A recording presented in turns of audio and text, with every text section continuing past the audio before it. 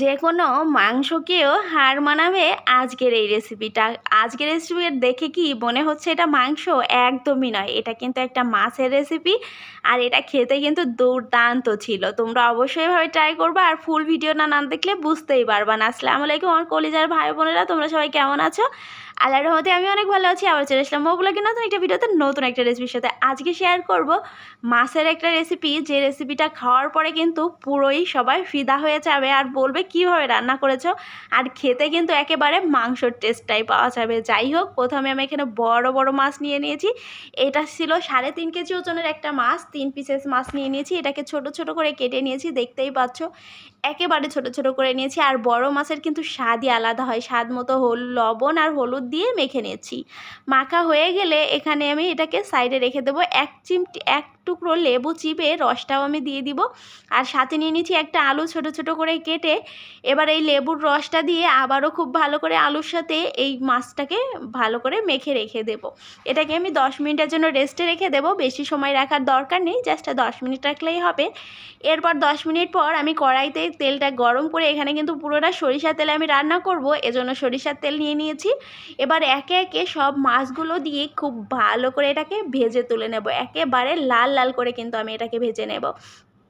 কড়া করে ভেজে নিলে কিন্তু খেতে টেস্টটা দারুণ হবে, এজন্য আমি কড়া করেই, দেখতেই পাচ্ছ একেবারে কড়া করেই ভেজে তুলে নিয়েছি। এ পর্যায়ে আমি আলুগুলোকেও কিন্তু লাল লাল করে ভেজে তুলে নেব। ভাজা হয়ে গেলে সেখানে আমি দারচিনি, এলাচ আর তেজপাতার আর একটুখানি সাদা জিরার ফোড়ন দিয়ে দিলাম পেঁয়াজ কুচি। পেঁয়াজটা ভেজে নিয়ে টমেটো বাটা সাথে রসুন বাটা দিয়ে খুব ভালো করে এটাকে কষিয়ে নিলাম।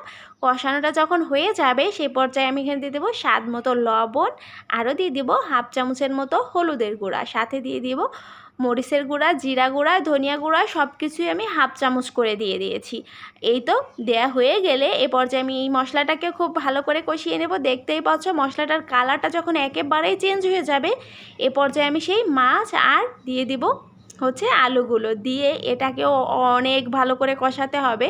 কষাতে কষাতে যখন তেলটা ছেড়ে দেবে সে পর্যায়ে এখানে পানি দিয়ে দিব। এখানে পানিটা কিন্তু আমার অনেকটা দেওয়ার কোনোই প্রয়োজন নেই, জাস্ট অল্প একটু পানি দিয়ে এটাকে নামিয়ে একেবারে যখন বলক উঠে যাবে সে পর্যায়ে এখানে কিন্তু নামানোর আগে গরম মশলা গুঁড়া দিয়ে নামিয়ে নিতে হবে। এর কালারটা নিশ্চয়ই বুঝতে পারতেছো মানে কেমন হয়েছে, খেতে কতটা ইয়াম্মি হয়েছে।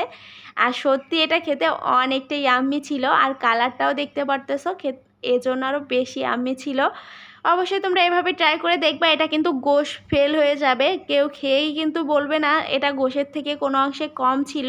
আমার পেজটা যারা এখনও ভিজিট করোনি অবশ্যই ফলো দিয়ে আমার পেজটা ভিজিট করে যাবা। সবাই ভালো থাকবা। আল্লাহ হাফেজ, আসসালামু আলাইকুম।